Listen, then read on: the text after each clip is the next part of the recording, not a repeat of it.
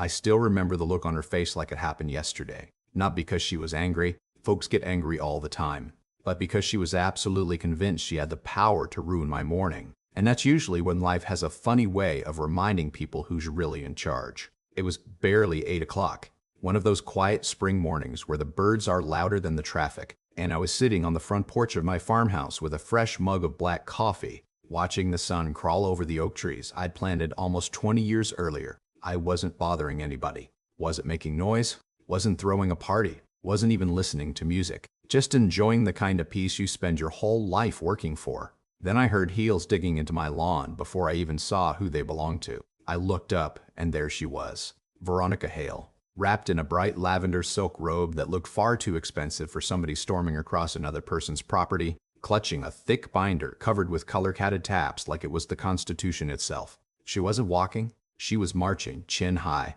finger already pointed at me before she'd said a single word. "You've got to be kidding me," she shouted, loud enough for 3 neighbors to peek through their curtains. "You are violating community standards again."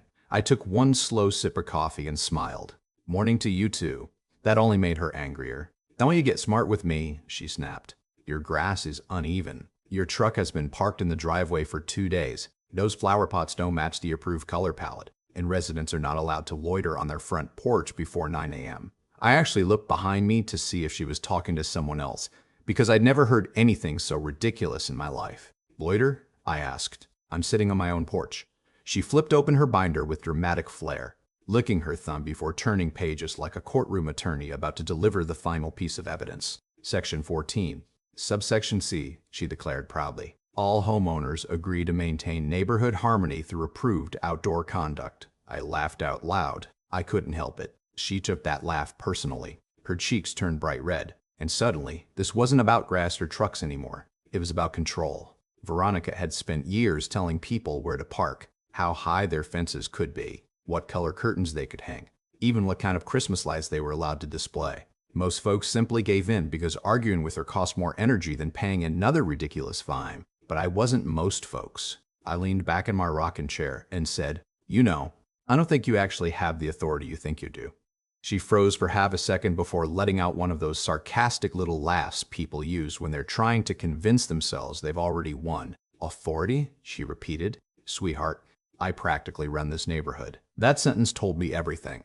It wasn't about the rules anymore. It was about identity. Veronica needed people to believe she was powerful because somewhere deep down she was terrified of becoming ordinary. She stepped closer, close enough that I could smell expensive perfume mixed with fresh hairspray, then jabbed her finger toward my chest. "You've ignored 4 violation notices, refused to respond to certified letters, and failed to attend community meetings." "That's because nobody invited me," I replied. She smiled again, that smug little smile that always appears right before somebody walks into their own disaster. "You don't get invited. You get summoned." I almost spit out my coffee laughing. That's when she reached into her robe pocket, pulled out her phone, and proudly announced, "I'm calling the police." I shrugged. "Go ahead." She looked surprised that I wasn't panicking. Most people would have started apologizing or explaining themselves. Instead, I leaned farther back in my chair, crossed one boot over the other, and took another sip. She dialed anyway, speaking loudly enough to make sure every neighbor heard her version of events. "Yes, I'd like to report a trespasser refusing to comply with community regulations," she told a dispatcher. I raised an eyebrow. Trespasser on my own land. Now that was creative. A couple across the street had quietly stepped outside pretending to water flowers even though the hose wasn't turned on. Another man slowed his morning jog just enough to watch the show. Veronica loved having an audience. Every word became louder, every gesture bigger, every accusation more dramatic. She finished the call, folded her arms triumphantly, and looked at me like she just checkmated a grandmaster. "The officers are on their way," she announced. "You'll finally learn that nobody is above the rules." "Maybe," I answered calmly, "but it depends on whose rules we're talking about." She frowned for a moment, clearly confused by how relaxed I seemed. Most people mistake confidence for arrogance, but confidence usually comes from knowing something everyone else doesn't. I wasn't bluffing. I knew exactly how this morning was going to end. 5 minutes later, a county patrol SUV rolled slowly into the neighborhood and stopped in front of my driveway. Deputy Ethan Brooks stepped out, adjusted his sunglasses, and looked first at Veronica, who was practically bouncing with excitement, then over at me. still sitting peacefully with my coffee. She rushed toward him before he had both feet on the pavement. "Officer, thank goodness you're here," she exclaimed. "This man has repeatedly violated HOA regulations, refused lawful orders, and is currently trespassing." Deputy Brooks listened without interrupting, nodding politely while she unloaded nearly 5 minutes of complaints, each somehow more dramatic than the last. Finally, he walked toward my porch, glanced around the property, then looked directly at me with the calm expression of someone trying to separate facts from emotion. "Morning, sir," he said. "Can I ask you one simple question?" "Sure," I replied. "Do you own this property?" he asked. I smiled, set my coffee mug down on the porch railing, and answered with complete confidence. "Yes, Deputy, I own this property, and that's only the beginning." Now, let me pause the story for just a second, because this is where a lot of people misunderstand how these situations actually work. According to standard procedure, a homeowners association only has the authority specifically granted by its governing documents in state law. Nothing more, nothing less. The minute people start believing they're personally more powerful than the rules themselves, everything begins to fall apart. From a legal perspective, if an HOA has been dissolved or no longer possesses legal authority, its former officers or volunteers can't simply keep enforcing rules because they feel like it. That's not how property rights work. But here's the part that fascinates me even more. This is a psychological trap. Once someone builds their identity around having control over other people, losing that control feels almost like losing a part of themselves. So instead of questioning reality, they often double down and become even louder. Veronica wasn't really fighting over grass or a pickup truck anymore. She was fighting to protect the version of herself that believed everyone else had to obey her. The lesson here is, confidence backed by facts will almost always outlast confidence backed by ego. And in just a few more minutes, that difference was about to become painfully obvious for everyone standing on my front lawn. Deputy Brooks didn't react right away. And honestly, that's one thing I respected about him. He wasn't interested in whoever talked the loudest. He was interested in whoever had the facts.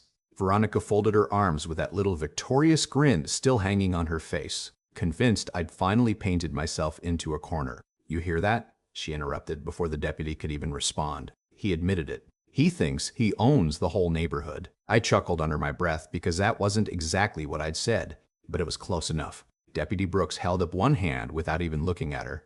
"Ma'am, let him finish." That one sentence bothered her more than anything I'd said all morning. People who live on attention don't like waiting their turn. I stood up from my rocking chair, stretched my back, picked up my coffee mug, and walked down the porch steps at the slowest pace imaginable. There wasn't a single reason to rush. "Deputy," I said, "about 3 years ago, the Maple Ridge Homeowners Association was dissolved after a financial investigation uncovered a pretty serious embezzlement scheme. The board lost control of every common asset during the receivership. Those assets went through a public liquidation process." Veronica laughed loudly. "That's completely irrelevant." I looked at her and smiled. "Actually, it's the only thing that's relevant." Deputy Brooks nodded slightly. "Go on." "I attended the auction," I continued. "Nobody else wanted the properties because they assumed the legal mess wasn't worth dealing with. I bought the clubhouse, the maintenance buildings, the private roads, the vacant parcels, the utility easements. And over the next 18 months, I purchased nearly every rental property the association had previously managed. Then twice, the smile started slipping. "That's impossible," she muttered. "Not impossible," I replied. "Expensive, yes. Impossible, no." The deputy asked, "Do you have documentation?" Of course. I walked inside for less than a minute and returned carrying a neat folder instead of the giant traumatic binder Veronica had been waving around all morning. Mine wasn't color-coded. It didn't need to be. Inside were recorded deeds, purchase agreements, tax assessments, county filings, and the dissolution paperwork that officially ended the HOA's authority years earlier. Deputy Brooks looked through each page carefully while Veronica kept trying to interrupt. "Those documents don't matter because our board voted." "Ma'am," he said firmly without raising his voice, "I'm still reviewing the evidence." She fell silent, but only because she was running out of arguments. A few more neighbors had wandered outside by then. Nobody pretended to water flowers anymore. They simply stood on sidewalks, watching history unfold. Mr. Donnelly from across the street slowly removed his baseball cap. Mrs. Pierce whispered something to her husband. Even the mail carrier stopped halfway down the block. The neighborhood had spent years living under Veronica's constant stream of warnings, citations, committee meetings, and self-appointed inspections. Everybody wanted to know where this was going. Deputy Brooks finally closed the folder and looked directly at Veronica. Ma'am, when exactly was the last officially recognized HOA election? She opened her mouth, then closed it again. Well, we never really needed one because, he asked, everyone knew I was handling things. That's not what I asked. Her confidence continued leaking away one sentence at a time. Can you provide documentation showing the HOA currently exists as a legal entity? Can you provide evidence that you currently possess enforcement authority? More silence. Can you provide proof this gentleman is trespassing? This time, she didn't even try to answer. The deputy took one slow breath before speaking in the calmest tone imaginable. According to county records, the Homeowners Association dissolved several years ago. The entity no longer possesses legal standing. Therefore, any enforcement actions taken under its former authority have no legal effect. Veronica stared at him as though he'd started speaking another language. No, that's wrong. Everybody knows I'm the HOA president. There is no HOA president, he replied, because there is no HOA. It felt like somebody had unplugged all the electricity from the street. Everything went quiet. Birds, cars, conversations. Even Veronica stopped talking for about 3 full seconds, which may have been a neighborhood record. Then reality finally caught up with her. Well, even if that's true, she stammered, he still can't tell me what to do. I couldn't help smiling. Actually, I said gently, I can ask you to step off my property. She looked around as if expecting someone to rescue her. Nobody moved. Nobody spoke. Deputy Brooks glanced toward the edge of my lawn. Ma'am, you've been asked to leave private property. Instead of leaving, she took one angry step closer to me. I'm not going anywhere until he apologizes. That turned out to be the worst decision she'd made all morning. The deputy reached for his citation book. Ma'am, you're now refusing a lawful request to leave private property after being notified by the owner. Her face turned pale. Wait, you writing me a ticket? Yes. For what? Criminal trespass warning, harassment complaint, and filing what appears to be a false report based on the information currently available. You could almost hear every neighbor inhale at the same time. Veronica's entire world had just flipped upside down. The woman who had threatened people with fines every month was now watching an officer write citations with her own name at the top. She looked at me with absolute disbelief. You planned this. I shook my head. No, Veronica, you planned this. I just happened to own the porch you chose to march onto. She searched desperately for one last insult. People like you ruin neighborhoods. I laughed softly. Funny. Most of my tenants tell me the neighborhood got a whole lot quieter after the HOA disappeared. A couple of neighbors couldn't hold back anymore. Somebody actually chuckled. Another muttered. About time. Veronica heard them. That hurt more than the ticket. Authority only exists when people agree to recognize it. And for the first time in years, nobody did. Deputy Brooks handed her the citations along with a copy of the trespass notice. You're free to contest these through the proper legal channels, he said professionally. But today, you need to leave. She grabbed the papers with shaking hands, spun around so quickly her robe nearly tangled around her legs, and stormed back across the lawn without saying another word. Halfway to the sidewalk, she glanced back one last time, probably hoping I'd be celebrating or laughing at her. Instead, I simply picked up my coffee mug, raised it slightly in her direction, and said, "Have a good day, and don't forget, rent is due on the 1st. She froze for exactly one heartbeat before disappearing inside her house and slamming the front door hard enough for the sound to echo through the neighborhood. Deputy Brooks looked at me, shook his head with a grin, and said, "Sir, I've answered a lot of strange calls over the years, but this one's definitely making the top 10. I laughed. Mine too. As he drove away, neighbors slowly wandered over, not to gossip, but to ask the same question over and over. He really bought the whole place? I nodded. Piece by piece. One of them smiled wider than I'd ever seen. Guess this really is a different neighborhood now. Looking around at all those relieved faces, I realized the morning had never really been about winning an argument. It was about ending years of fear built on the illusion of authority. And once that illusion disappeared, everything else suddenly became a whole lot quieter. After everything settled down, after Deputy Brooks pulled away and the neighbors drifted back to their routines, I found myself right where the morning had started, sitting in that same old rocking chair with the same cup of coffee, except it had gone cold somewhere in the middle of all the excitement. Funny how life works like that. You think the biggest victory is watching someone get proven wrong. But after a while, you realize that's not the part that stays with you. What stayed with me wasn't Veronica standing speechless while the truth unraveled around her.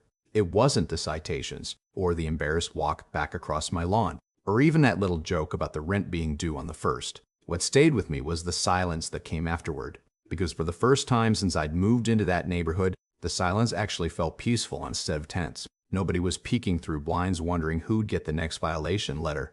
Nobody was nervously measuring their grass before leaving for work. Kids were riding bicycles again, without parents worrying someone would complain they were making too much noise. Sometimes the biggest change isn't loud at all. Sometimes it's the absence of unnecessary conflict. Looking back, I honestly don't think Veronica woke up that morning planning to become the neighborhood villain. People usually don't see themselves that way. Somewhere along the line, she probably convinced herself she was protecting property values, preserving standards, or keeping the community beautiful. Those goals aren't bad by themselves. Every neighborhood needs people who care. The problem starts when caring quietly turns into controlling. And before you know it, every conversation becomes an order instead of a discussion.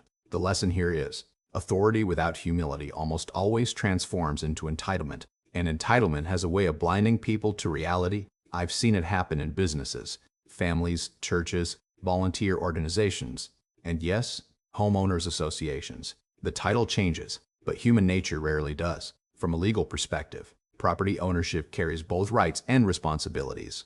Owning land doesn't mean you can ignore the law, and serving on a neighborhood board doesn't mean you can invent authority that doesn't legally exist. Healthy communities depend on people understanding that balance. Instead of assuming louder voices automatically create stronger arguments. According to standard procedure, every legitimate HOA, board, or community organization is supposed to operate through transparent elections, recorded decisions, governing documents, and applicable state law, not through personality, intimidation, or the assumption that nobody will ever question them. That's one reason I kept every document, every deed, every receipt, and every county filing. Facts don't have to shout.